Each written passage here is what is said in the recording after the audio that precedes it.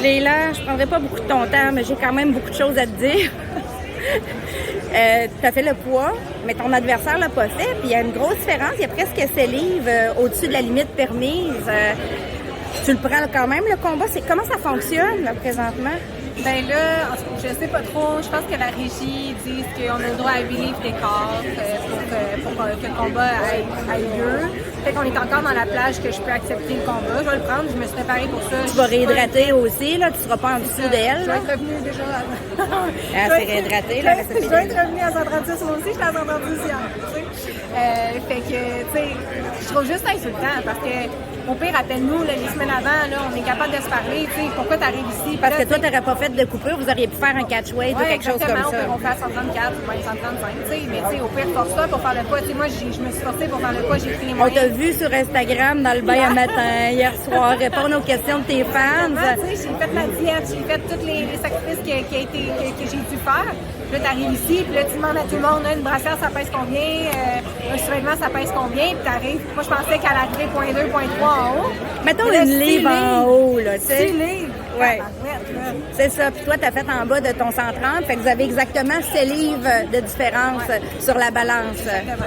Bon, c'est des choses qui arrivent, on en a vu, mais tu vas prendre le combat quand même, c'est ça que je comprends.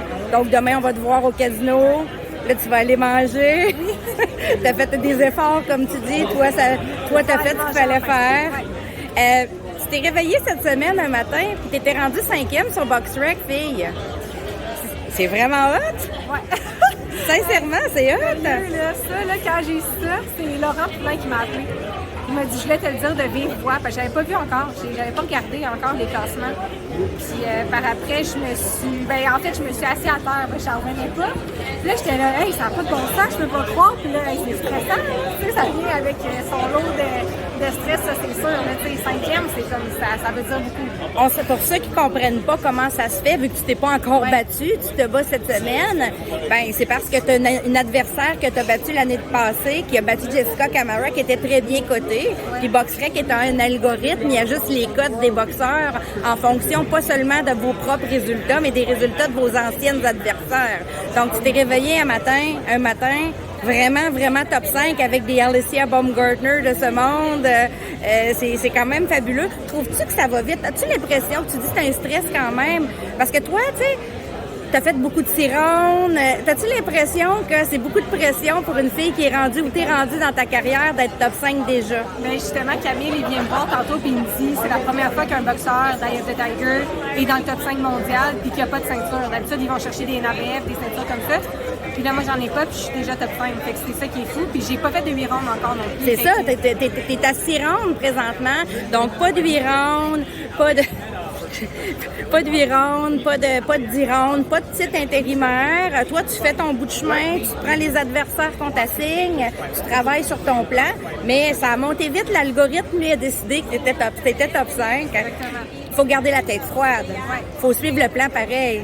Mais c'est sûr qu'à un moment donné, je pense que ça va cogner à notre porte. T'sais. Quand j'aurai fait un 8 rounds de fête, peut-être que ça va cogner à la porte pour me faire offrir un combat de plus grande ampleur ici.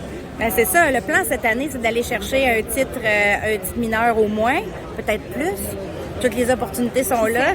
Qui sait? Un combat à la fois, un jour à la fois. Un combat à la fois. Là, c'est l'adversaire qu'on a, Laura Mondragon. Qu'est-ce que tu sais d'elle? À force, elle lance en combinaison, elle est plus petite. C'est ça qu'elle m'a dit d'elle. Fait que c'est ça. Je pense que c'est vraiment un type mexicain, comme à l'habitude, le même style mexicain. Je me sens pas inquiète par rapport à ce combat-là. Je sais qu'elle est bonne, elle bouge bien la tête, elle a l'air d'avoir une bonne défensive. Des filles qui foncent, t'en reconnu, là, avec Carla Zamora, qui fonçait comme un taureau.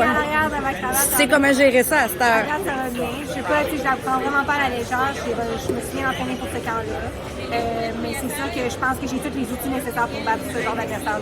Bon, on va voir. Qu'elle aille 6 livres de plus ou pas. Qu'elle ait 6 livres de plus. Toi, tu vas réhydrater, puis tu vas te présenter demain pour faire le travail. Je vais te laisser aller manger. Je te souhaite un excellent combat demain et le meilleur pour le reste de ton année. Merci.